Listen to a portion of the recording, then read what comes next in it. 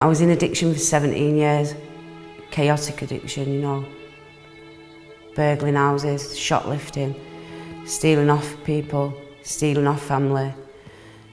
It progressed from smoking to injecting, getting up every day and all I had to look forward to where I was going to get my money from.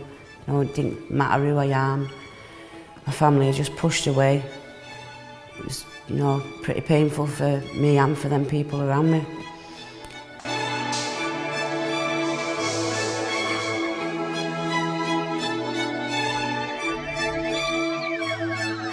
I've done 17 prison sentences. You know, that's 17 times that I've served sentences and not including the remand times that I've done. In 2010, someone offered me to go into Acorn and I sort of dismissed it. I was on Subutex and, you know, the word abstinence I couldn't get my head round. Got out of prison. I was out of prison about 3 hours and thought I could take a drink. 6 hours later I was sat in a crack house smoking. 6 weeks later I was back in prison. And I was back in looking at another 3-year sentence for the same offence that I'd committed, burglary. You know, and there's people in Style within the Carrots team who put a lot of faith into me. And when I ended up back in Style, they didn't lose the faith. You know, they suggested that maybe I need to try something different. I woke up in Style wondering how has this happened to me again. I knew how it had happened. You know, the reality was I didn't want to face it. So I started to engage with services there. Got on a methadone prescription and knew that things had to change, I had to come off that methadone because, you know, nothing had worked for me in the past, no prescriptions. Maybe I should look at abstinence. And I knew something had to change. You know, look, Lizzie, you can't have a different life and have drugs as well. Started to engage with a detox nurse, you know. Struggled a bit coming off my meth, but I'd struggled the time before. And I knew that was a struggle that I had to go through. So I engaged with Lifeline, Chelsea and Paul, brilliant people. Paul Bashir picked the work back up to get me into Acorn. It was coming up to my release time. Darren Lang comes all the way to Durham to pick me up that day. I made it clear to him on video link that I couldn't get from Durham to Manchester on my own. So we made that commitment. He come on video links with me, set interviews up for my funding. He was doing things that other people, you know, he was working on the outside. He asked me what I wanted and I told him. What did you want? To stop using drugs and have a different life.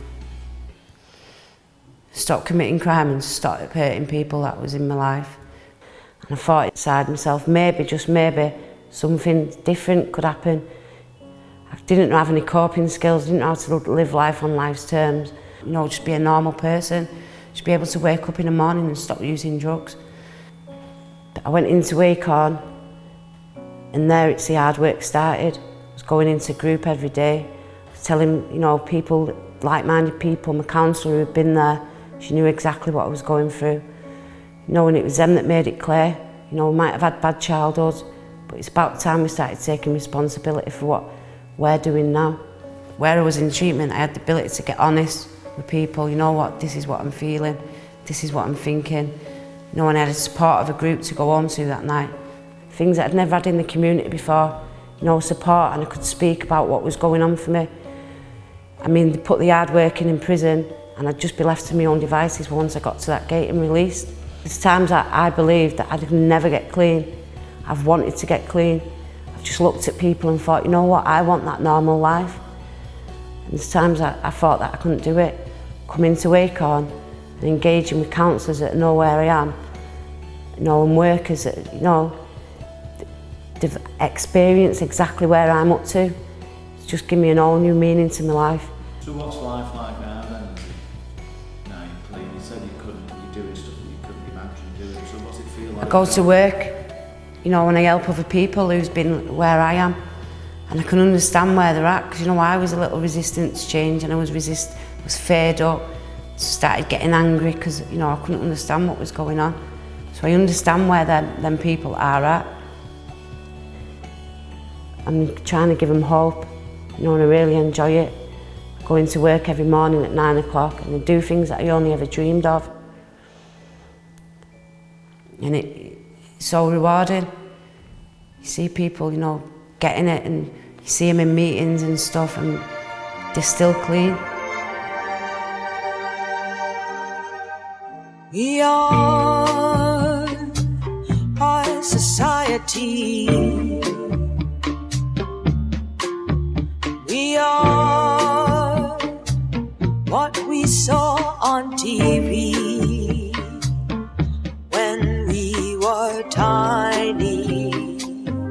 When we were tiny. Am I a portrait of the person I'm supposed to be? Am I a portrait of the person I'm supposed to be? And how would I know? How would I know? We are constantly trying to prove our worth, building higher and higher the writings on the wall. Every rose we grow. The people that I'd like to thank are Chelsea, Paul Bashir within the Lifeline services. They had faith in me when no one else did, when everyone was giving up hope. My family for still being there for me. Acorn treatment, massively.